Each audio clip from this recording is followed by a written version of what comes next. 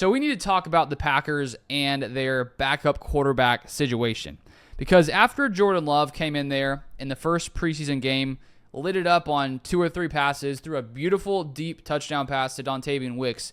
Since that point, the quarterbacks have not looked great, Sean Clifford and Michael Pratt. Now, the game against the Broncos on Sunday night was definitely even worse than week 1. There were some positives from both QBs in the first game. Wasn't great, but there were some positives. Now, in the Broncos game, it was pretty much negatives all over the board. 2 points scored by a safety that sort of gives you the story of that game. And so, when you look at just how that Clifford and Pratt struggled last game, it has many people wondering if the Packers should bring in a backup quarterback. And I did a poll on my YouTube channel yesterday and asked, do the Packers need to bring in another QB as the backup? 47% said no, 53% said yes. So in a perfect world where you can get any quarterback you want, obviously you'd want your backup to be able to come in, replace your star QB if they were to go down, and keep your team at the same level. Obviously, that's not the reality in the NFL.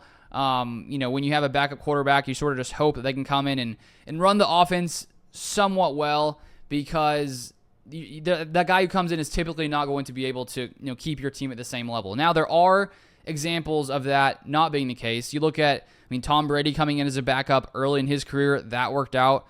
They were better off with Brady there. You look at the 49ers in 2022, Jimmy G was a starter, he goes down. Trey Lance comes in, he goes down. And then 7th rounder Brock Purdy comes in out of nowhere and takes the 49ers to an NFC championship. And we know it's happened since then. So, obviously, from time to time, backups can come in and take your team to another level. In the Packers situation, I do not believe that is going to be the case. And so, I guess the question really is how important is the backup quarterback, and are there quarterbacks out there who are better than the Packers' current options? I would assume that's what the Packers front office would be debating right now, because if you believe that there's someone else out there who maybe will get cut depending on their quarterback situation, if you think that they're much better than Sean Clifford or Michael Pratt and you have an opportunity to grab them, I think you obviously would. The question is, though, with a guy like Michael Pratt, he's so young, you just drafted him. Would you really be willing to bring someone else in who maybe has a little bit more experience, but risk letting go of Michael Pratt when he could have some more upside that you just haven't seen yet, and he's going to take some time to develop into that? And so I do think there's a risk there. So they sort of have to make that decision.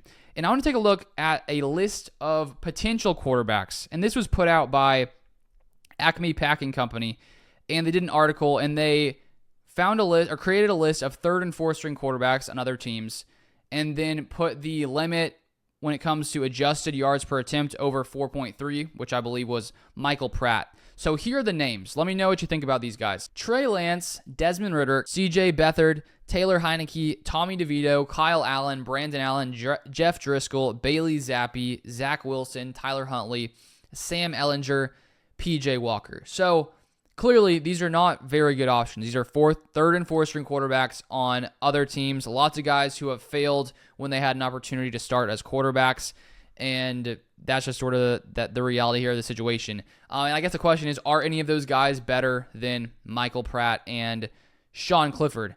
It's hard to know, I think, with Michael Pratt. We haven't seen him too much. Sean Clifford as well. We've seen him in the preseason, but all in all, both guys very inexperienced, barely have any actual regular season snaps. Michael Pratt, of course, has none. So here's my take on the situation. I think that if you lose Jordan Love, either way, you're pretty much toast.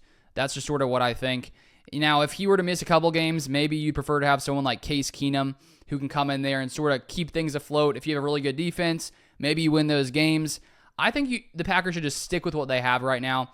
Michael Pratt, I think that he has more promise than Sean Clifford at this point. Clifford had a really nice preseason, or had a pretty nice preseason last year. Not as good this year, in my opinion. And so I would say the Packers should stick with what they have. You're going to be in a tough spot if you lose your starting quarterback regardless, and I'm not too worried, to be completely honest here. Now, there is Ryan Tannehill out there still. He's a free agent.